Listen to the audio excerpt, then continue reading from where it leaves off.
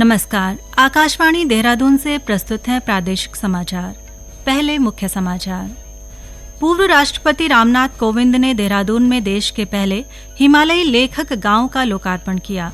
खेल मंत्री रेखा आर्या ने रुद्रपुर स्टेडियम में वेलोड्रम ट्रैक और बहुउद्देशीय क्रीड़ा हॉल के निर्माण कार्यों का निरीक्षण किया।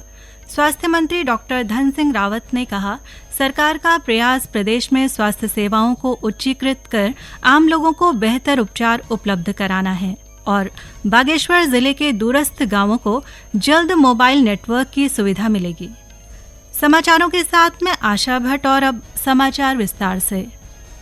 पूर्व राष्ट्रपति रामनाथ कोविंद, राज्यपाल गुरमीत सिंह और मुख्यमंत्री पुष्कर सिंह धामी ने आज देहरादून के थानों में अंतर्राष्ट्रीय साहित्य, संस्कृति एवं कला समारोह स्पर्श हिमालय महोत्सव का शुभारंभ किया। इस अवसर पर देश के पहले हिमालयी लेखक गांव का लोकार्पण किया गया।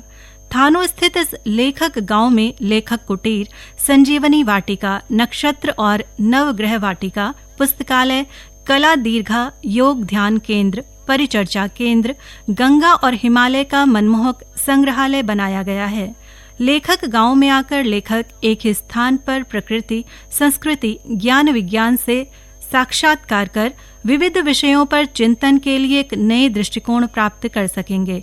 कार्यक्रम को संबोधित करते हुए मुख्यमंत्री पुष्कर सिंह धामी ने कहा कि ये महोत्सव प्रदेश के साहित्यकारों और कलाकारों को अद्वितीय मंच प्रदान करेगा। यह 3 दिवसीय महोत्सव हमारे राज्य के कलाकारों को, साहित्यकारों को एक अद्वितीय मंच प्रदान करेगा और जहां वे विश्व भर से आए हुए जो हमारे साहित्यकार हैं, कलाकार हैं, उनके साथ मिलकर अपने विचारों का आदान प्रदान करेंगे और सबके जो अनुभव हैं उनसे लाभान्वित होंगे। यह हिमालय स्पर्श महोत्सव अंतर्राष्ट्रीय स्तर पर जो सांस्कृतिक विरासत के निर्माण की दिशा में भी एक महत्वपूर्ण कदम साबित होगा। मुझे पूरा विश्वास है कि लेखक गांव थानों की इस भूमि पर यह आयोजित होने वाला महोत्सव भारत की समृद्धि को वैश्विक मंच पर प्रस्तुत करने का भी एक माध्यम यहां से बनेगा। 3 दिवसीय इस महोत्सव में विभिन्न राज्य और देशों के साहित्यकार और लेखक प्रत्यक्ष और अप्रत्यक्ष रूप से हिस्सा ले रहे हैं। खेल मंत्री रेखा आर्या ने ऊधम सिंह नगर जिले के रुद्रपुर स्टेडियम में आज 22.5 करोड़ रुपए की लागत से बन रहे वेलोड्रम ट्रैक और 40 करोड़ रुपए की लागत से बन रहे बहुउद्देशीय क्रीड़ा हॉल के निर्माण कार्यों का निरीक्षण किया। इस दौरान उन्होंने कार्यदायी संस्था को गुणवत्ता के साथ तय समय सीमा में निर्माण कार्यों को पूरा करने की हिदायत दी।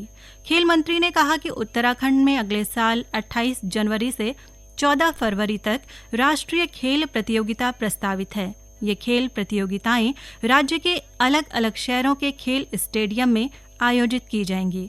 उन्होंने कहा कि रुद्रपुर के खेल मैदान में वॉलीबॉल, फेंसिंग, वेलोड्रम और हैंडबॉल की प्रतियोगिता आयोजित की जा रही है। इसे देखते हुए स्टेडियम में वेलोड्रम ट्रैक और बहुउद्देशीय क्रीड़ा हॉल का निरीक्षण किया गया। श्रीमती आर्या ने कहा कि उत्तराखंड संभवतः देश का पहला राज्य होगा जो राष्ट्रीय खेल प्रतियोगिता के अनिवार्य 34 खेलों का आयोजन अपने ही राज्य में कराए जाने के संसाधनों को विकसित कर रहा है। और निश्चित रूप से इन नेशनल गेम को अलग अलग जनपदों में अलग अलग गेम्स के साथ प्रस्तावित करने का विभाग का प्रस्ताव भी है, जिसको लेकर मैं भारतीय ओलंपिक संघ की अध्यक्षा को भी अपनी तैयारियों के परिप्रेक्ष्य में उनको जानकारी दे चुकी हूँ।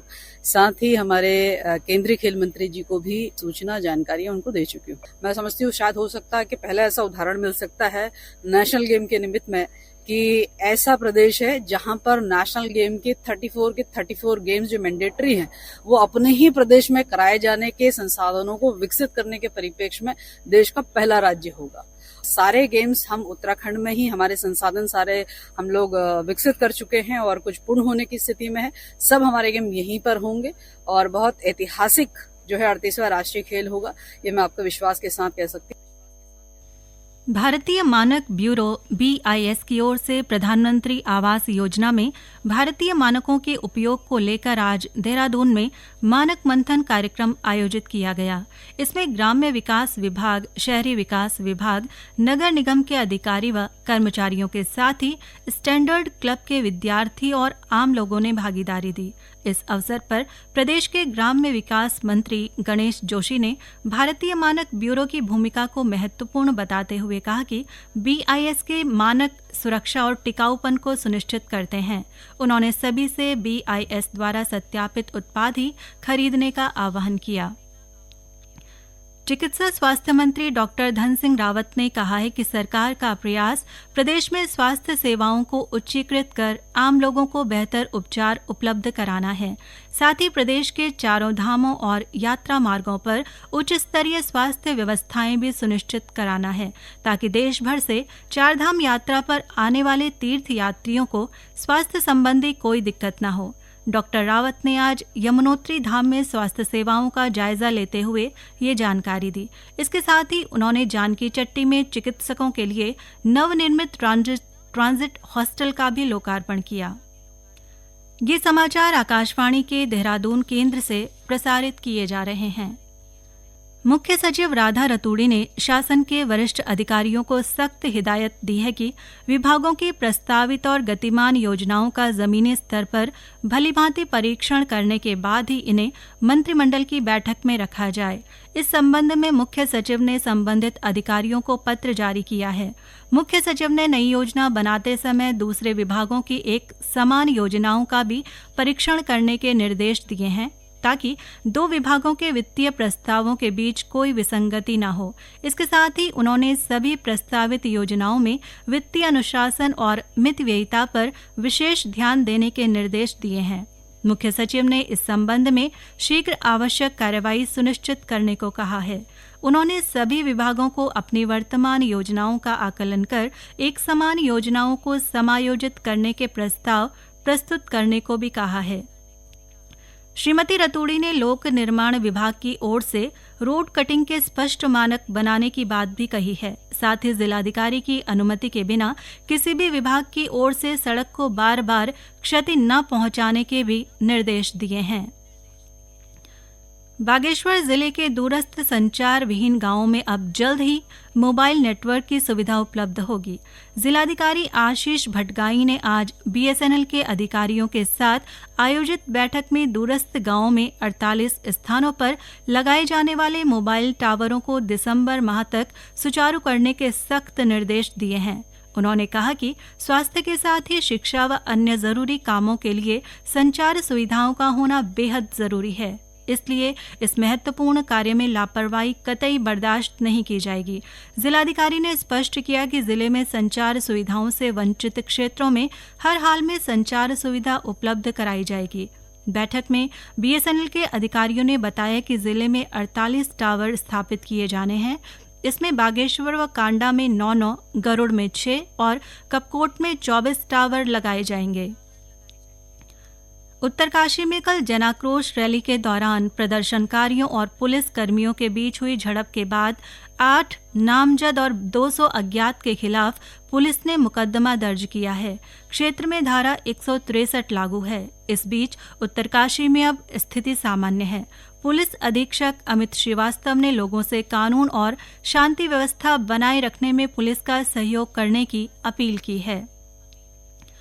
प्रदेश की उप मुख्य निर्वाचन अधिकारी मुक्ता मिश्रा ने आज रुद्रप्रयाग में केदारनाथ विधानसभा उपचुनाव को लेकर नोडल अधिकारियों के कार्यों की समीक्षा की। इस दौरान उन्होंने स्ट्रांग रूम, मोटर मार्गों की स्थिति, पोलिंग बूथों पर नेटवर्क कनेक्टिविटी और अन्य व्यवस्थाओं की जानकारी ली। उप मुख्य निर्वाचन अधिकारी ने निर्वाचन कंट्रोल रूम और 1950 पर अब तक दर्ज शिकायतों के निस्तारण की भी समीक्षा की। साथ ही होम वोटिंग की तैयारियों पर संबंधित नोडल अधिकारी से जानकारी मांगी। इस दौरान उन्होंने निर्वाचन कंट्रोल रूम में शिकायत पंजिका का अवलोकन किया। साथ ही मॉनिटरिंग कक्ष का निरीक्षण करते हुए दैनिक प्रेषित सूचनाओं और कार्मिकों की उपस्थिति का भी फीडबैक लिया। प्रदेश के सिंचाई मंत्री सतपाल महाराज ने उत्तर प्रदेश के मुख्यमंत्री योगी आदित्यनाथ से हरिद्वार जिले में स्थित इकबालपुर नहर को 600 65 क्यूसेक पानी दिए जाने का आग्रह किया है। उन्होंने उत्तराखंड स्थित उत्तर प्रदेश की सिंचाई नहरों की शीघ्र साफ सफाई किए जाने का भी अनुरोध किया है। आज उत्तर प्रदेश के मुख्यमंत्री योगी आदित्यनाथ से उनके आवास पर शिष्टाचार भेंट के दौरान श्री महाराज ने दोनों प्रदेशों की कुछ बंद पड़ी सिंचाई नहरों को खोले जाने की भी चर्चा की, ताकि दोनों राज्यों के किसानों की सिंचाई समस्याओं का समाधान हो सके। चंपावत जिले के खेतीखान में 5 दिवसीय दीप महोत्सव का आज रंगारंग सांस्कृतिक कार्यक्रमों के साथ शुभारंभ हुआ। दीपावली पर्व पर स्थानीय युवाओं को नशे से दूर रहने के लिए प्रतिवर्ष आयोजित इस महोत्सव का शुभारंभ पूर्व विधायक पूरन सिंह फर्त्याल ने किया। इस अवसर पर उन्होंने कहा कि इस प्रकार के महोत्सव समाज से कुप्रथाओं को समाप्त करने में सहायक होते हैं। दीप महोत्सव के संयोजक डॉक्टर दिवाकर भट्ट ने बताया कि इस महोत्सव में स्कूली बच्चों की निबंध, चित्रकला, प्रश्नोत्तरी, भाषण और सामान्य ज्ञान प्रतियोगिताओं के साथ ही विभिन्न प्रतियोगिताएं आयोजित की जा रही हैं। अंत में मुख्य समाचार एक बार फिर। पूर्व राष्ट्रपति रामनाथ कोविंद ने देहरादून में देश के पहले हिमालयी लेखक गांव का लोकार्पण किया। खेल मंत्री रेखा आर्या ने रुद्रपुर स्टेडियम में वेलोड्रम ट्रैक और बहुउद्देशीय क्रीड़ा हॉल के निर्माण कार्यों का निरीक्षण किया। स्वास्थ्य मंत्री डॉक्टर धन सिंह रावत ने कहा, सरकार का प्रयास प्रदेश में स्वास्थ्य सेवाओं को उच्चीकृत कर आम लोगों को बेहतर उपचार उपलब्ध कराना है और बागेश्वर जिले के दूरस्थ गांवों को जल्द मोबाइल नेटवर्क की सुविधा मिलेगी। इसके साथ ही प्रादेशिक समाचारों का ये बुलेटिन समाप्त हुआ। नमस्कार।